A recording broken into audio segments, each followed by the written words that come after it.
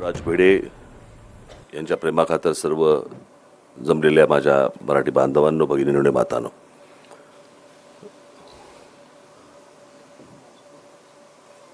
माझं उद्या वसंत व्याख्यानमालेमध्ये माझं भाषण आहे. त्याच्यामुळे जे काय बोलायचं ते उद्याच बोलीन. इथे सर्वांचीच भाषणं झालेली आहेत. खरं तर मी काय माझ्या हस्ते पुरस्कार होता, मला मिळणारा पुरस्कार नव्हता. त्याच्यामुळे मी फार काही बोलावं असं काही नाही आहे. आज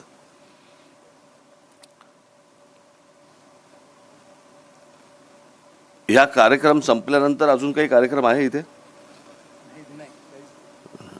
तर मला मगाशी असं वाटलं तर इथे लहान मुलगी आली, तिथे दोन लहान मुलं बसली आहेत, तिथे अजून एक त्याच्याहून लहान मुलगा बसलाय, हा बघा कडेवरती बसलाय इथे.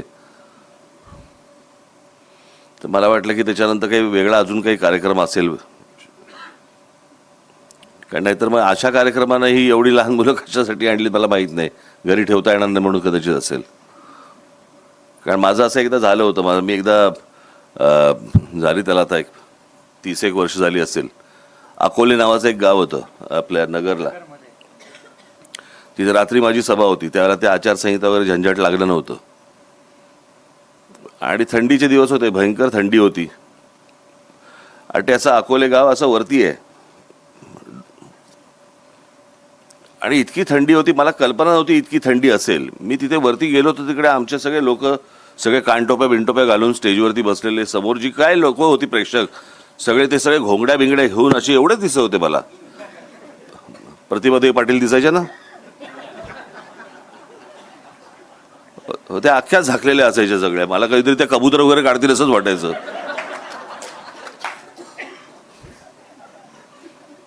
त्यांना मी नाव ठेवलं होतं पदर टेरेसा.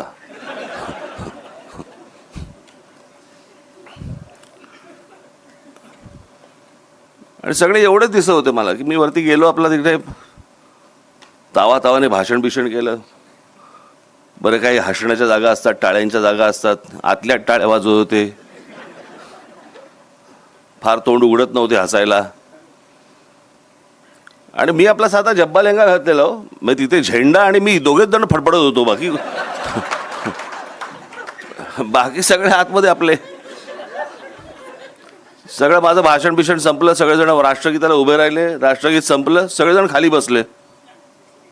मला काय ना, म्हटलं काय रे सगळे परत का खाली बसले, नंतर पिक्चर आहे ना. तर मला तसं वाटलं काहीतरी की बाबा ही लहान लहान मुलं आली तिकडे, नंतर काहीतरी कार्यक्रम असेल. आज मुकुंद आमचे संगोराम आमचे मित्र यांनी मला फोन केला की या कार्यक्रमाला तुम्हाला यायचंय. सहसा मी मुकुंदरावांचं बोलणं टाळत नाही, हे त्यांनाही माहिती आहे. आणि म्हणून मी आजच्या कार्यक्रमाला आलो. खरं तर त्या दिवशी माझ्या हस्ते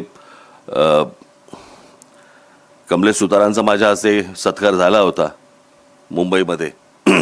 त्याच आणि हाही सत्कार इथे होता. मी त्यांना सांगितलं होतं खरं तर जॉईन करून घ्या, पण आज इथे मृणालिताई आल्या. त्यांनी फार सुंदर भाषण केलं, चांगलं भाषण केलं. इतरही सगळे पुरस्कार इथे मिळणारे सगळे लोक आहेत. अनेक पत्रकार आहेत. आत्ता आवट्यांनी भाषण केलं आणि त्याच्यामध्ये त्यांनी एक आशावाद दाखवला की पुढे आहे. मलाही आशा आहे, मी काही निराश नाही आहे. पत्रकारितेतनं मीही आलो. मग मार्मिकमधनं असेन, सामनामधनं असेन. मी अनेकदा सांगितलं, मी 2 वर्ष मी लोकसत्तेमध्ये फ्रीलान्सर म्हणून, व्यंगचित्रकार म्हणून काम केलं. अनेक मी दिवाळी अंक किंवा इतर जे काही अंक असतील याच्यामध्ये मी व्यंगचित्र केली. घरात माझ्या ती गोष्ट होती, त्याच्यामुळे मला लहानपणापासून मी त्या वातावरणातच वाढलो. पत्रकारिता बदलली याच्यामध्ये काही प्रश्नच उरलेला नाही आहे, ती बदललीच. मला फक्त एकाच गोष्टीचं भीती वाटते पत्रकारितेमध्ये की पत्रकारांची आतली जाणीवा मेलेल्या नाही आहेत, पण सरकार तुम्हाला किंमत देत नाही. ही मला असं वाटतं अत्यंत भयानक गोष्ट आहे. तुम्ही कितीही लिहा, तुम्ही कितीही गोष्टी मांडा, तीही गोष्टी दाखवा. आम्हाला तुमच्या बोलण्याने आणि लिहिण्याने आम्हाला काही फरक पडत नाही. मला असं वाटतं की ही विचार करण्यासारखी सर्वात महत्त्वाची गोष्ट आहे. पत्रकार एका पोटतिडकीने लिहित असतात, परंतु त्याचबरोबर आत्ताची जी परिस्थिती, मी त्या दिवशीच्या माझ्या भाषणामध्ये मी सांगितलं, मी मध्यंतरी नागपूरला गेलो होतो अधिवेशनामध्ये, चुकून गेलो होतो. मला अनेक काही जुने पत्रकार मला भेटले आणि ते पत्रकार भेटल्यावरती मी त्यांना विचारलं, म्हटलं काय सध्या कुठे आहात. माझा विचारण्याचा उद्देश असा होता की वर्तमानपत्र का चॅनल. तर त्यांनी सांगितलं नाही, या मंत्र्याकडे असतो. दुसरा भेटला, त्यांनी पण मला तेच सांगितलं. तिसरा भेटला मला, त्यांनी पण तेच सांगितलं मला. आणि चांगले चांगले पत्रकार मंत्र्यांकडे कामं करतायत. आणि जर समजा अशा प्रकारे जर समजा राज्यकर्त्यांना, मंत्र्यांना, आमदारांना, खासदारांना जर समजा वाटलं की आम्ही तुम्हाला कसेही शरण आणू शकतो आणि तुम्हाला कधीही विकत घेऊ शकतो, ही मला असं वाटतं जी भावना निर्माण झालेली आहे, ही जोपर्यंत मरत नाही, त्यांना भीती वाटत नाही तुमची, तोपर्यंत काही होणार नाही. हा सगळा पोकळ आशावाद आहे. तुम्ही लिहित राहाल, तुम्ही बोलत राहाल, सगळ्या गोष्टी होत राहतील, परंतु त्यांना जर ह्या गोष्टींची, ह्यांच्या लिहिण्याने आणि बोलण्याने ना आमची सत्ता जाते ना आमची सत्ता येते, असा जर समज झाला असेल तर तो घालवणं हे मला असं वाटतं सर्व पत्रकारांचं एकत्र येऊन काम करणं गरजेचं आहे. त्याच्यासाठी तुम्ही मगाशी म्हणालात ते कसेल त्याची जमीन, आपणच बोललात ना. आत्ताची परिस्थिती असेल ज्याला दिसेल त्याची जमीन.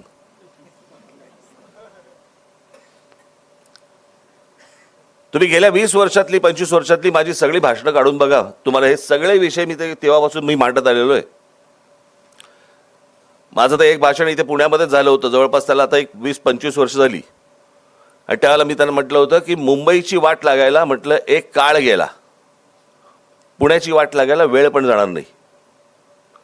आज अवस्था बघा पुण्याची, 5-5 पुणे आहेत.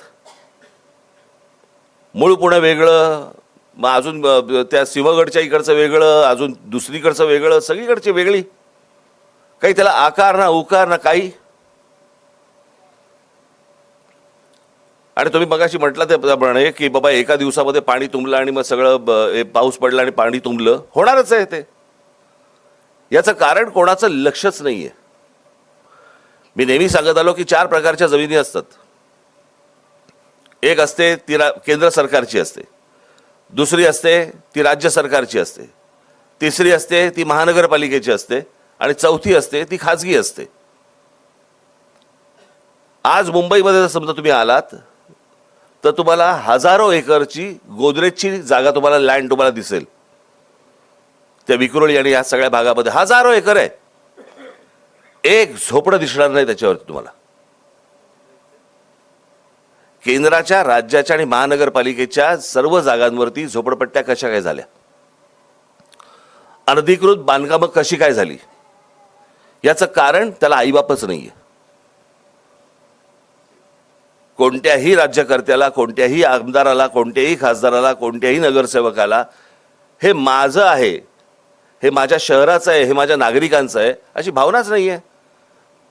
जे आहे ते आत्ता ओरबाडून घे, पुढचं कोणी बघितलंय मला कळतच नाही. मला ही ती जी फ्रेज आहे ना, काय पैसे कमवले त्यांनी, 7 पिढ्या बसून खातील, 6 काय अपंग निघणार आहेत का, की सगळी जबाबदारी तुझ्यावर टाकली आहे. इतके नालायक निघणार आहेत तुझे 6 जण.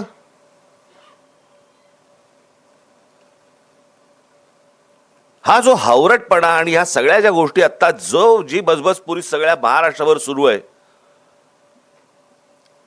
आपण मगाशी म्हणालात त्या अदानीचा मी विषय त्या दिवशी मांडला माझ्या सभेमध्ये. काय झालं पुढे?